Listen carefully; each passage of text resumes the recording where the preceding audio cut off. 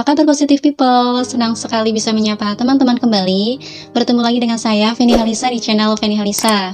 Di video kali ini, aku ingin sharing mengenai kasus terbaru yang viral di jagat Facebook dan Twitter ya, yaitu mengenai salah satu oknum yang mengaku sebagai dosen di salah satu kampus di Yogyakarta yang membuat sebuah pernyataan pengakuan bahwa dirinya telah melakukan pelecehan seksual secara fisik maupun verbal kepada beberapa orang dengan dalih lagi-lagi penelitian, yaitu mengenai swinger penelitiannya.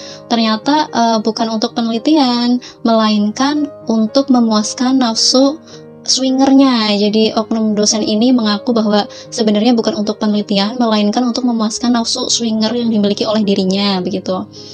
Nah, bagi teman-teman mungkin istilah swinger itu masih asing ya, atau istilah baru, kosakata baru. Sebenarnya apa itu swinger?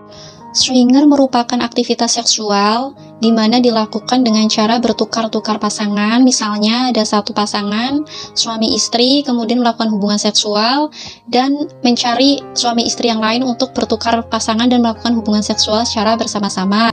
Individu yang melakukan aktivitas swinger ini cenderung terbangkitkan gairah seksualnya ketika melihat pasangannya, suaminya atau istrinya melakukan hubungan seksual dengan orang lain, seperti itu. Jadi tidak ada kecemburuan, justru yang ada adalah hasrat seksualnya menjadi meningkat dengan melihat pasangannya melakukan hubungan seksual dengan orang lain.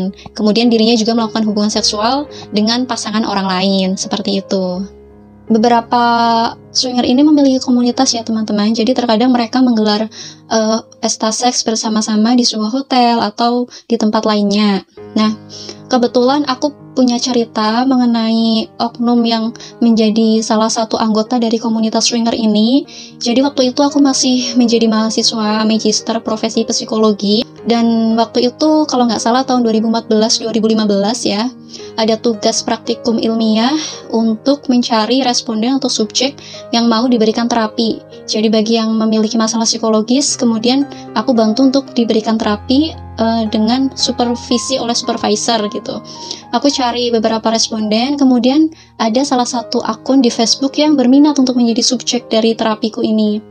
Nah, dari situ kemudian aku berkenalan dengan akun tersebut, dan ternyata dia mengaku bahwa dirinya dan pasangannya menjadi salah satu anggota dari komunitas swinger, dan mereka meminta bantuanku untuk memberikan pertolongan atau memberikan terapi psikologis bagi pasangannya. Tapi mereka mensyaratkan ketika aku memberikan terapi, mereka dalam posisi telanjang. Nah, itu yang kemudian aku tolak karena hal tersebut tidak pas secara etika ya, secara etika praktikum dan juga etika akademik. Hal tersebut juga membuat kesehatan mentalku menjadi tidak baik ketika aku terima, sehingga dengan alasan-alasan tersebut akhirnya aku tolak. Nah, memangnya apa sih dampak buruknya dari aktivitas swinger ini? Tentu aktivitas swinger ini memiliki beberapa dampak yang buruk ya bagi kesehatan baik fisik maupun mental atau psikologis. Dampak secara fisik nih, individu-individu yang tergabung atau biasa melakukan swinger ini sangat rentan terhadap masalah-masalah seperti HIV, AIDS, dan juga chlamydia. Kemudian dampak psikologisnya apa? Individu-individu yang biasa melakukan swinger akan sangat rentan mengalami masalah-masalah preferensi seksual atau orientasi seksual, misalnya hypersex atau gangguan preferensi seksual lainnya. Kemudian apa sih penyebabnya? Kenapa kok ada orang yang suka melakukan swinger?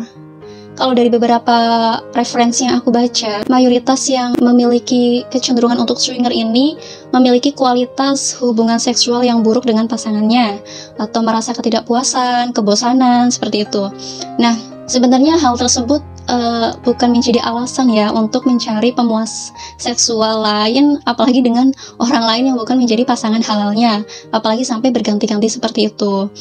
Ketika hubungan seksual kita dalam rumah tangga mungkin kurang baik, kurang menyenangkan, atau kurang menggairahkan, hal tersebut bisa diatasi dengan komunikasi yang baik. Bagaimana salah satu pasangan inginnya seperti apa untuk kemudian saling memuaskan satu sama lain, bukan kemudian justru mencari pemuas seksual di luar yang cenderung abnormal seperti itu ya. Kemudian untuk merespon kasus yang oknum dosen ini yang mengaku melakukan pelecehan seksual dengan dalih penelitian, dan ternyata untuk memenuhi kecenderungan swingernya, ini aku sangat apresiasi ya keberanian oknum ini untuk mengakui secara jantan, secara gentle di depan publik, yaitu melalui sosial media, mengakui kesalahannya, melakukan hal tersebut, melakukan kekhilafan, dan meminta maaf kepada para korbannya. Memang untuk meminta maaf saja tidak cukup ya bagi korban, karena dapat memberikan dampak traumatik bagi korban-korbannya, tetapi untuk pelaku, aku sangat apresiasi keberaniannya karena tidak banyak individu yang telah melakukan kekhilafan atau kesalahan dalam hal ini, apalagi pelecehan seksual, kemudian mengakuinya secara terbuka dan meminta maaf kepada korbannya, kemudian mau untuk diberikan bantuan secara psikologis. Kemudian menyikapi netizen-netizen yang cenderung menghakimi institusi, paham keagamaan, dan juga atribut sosial dari pelaku, ini yang aku sayangkan banget ya, karena yang salah adalah perilaku dari pelaku tersebut, bukan institusi yang menaunginya, apalagi sampai paham keagamaannya yang diserang. Itu sangat tidak elok, tidak bijak, dan tindakan yang sangat-sangat tidak dewasa. Kalau dalam teori psikologi itu namanya displacement. Individu A yang salah, tapi yang menjadi pelampiasan B, C, D, itu namanya displacement. Seharusnya sebagai orang yang dewasa, kita mesti paham bahwa yang salah adalah perilakunya, bukan orangnya, bukan institusi, apalagi paham keagamaannya.